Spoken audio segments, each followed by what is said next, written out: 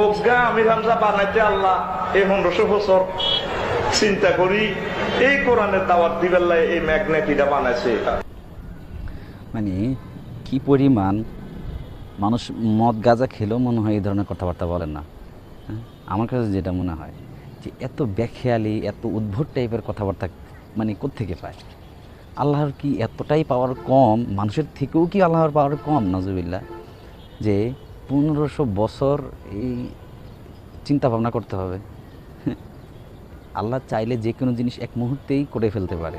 আল্লাহর পাওয়ার সম্বন্ধে মানে মানুষ ধারণাই করতে পারবে না, মানে কতটুকু পাওয়ার আল্লাহর। তাহলে সেখানে আল্লাহ নাকি 1500 বছর খালি ওই আমিন হামজাকে বানাইতেই 1500 বছর খালি আল্লাহ চিন্তা ভাবনা করছে।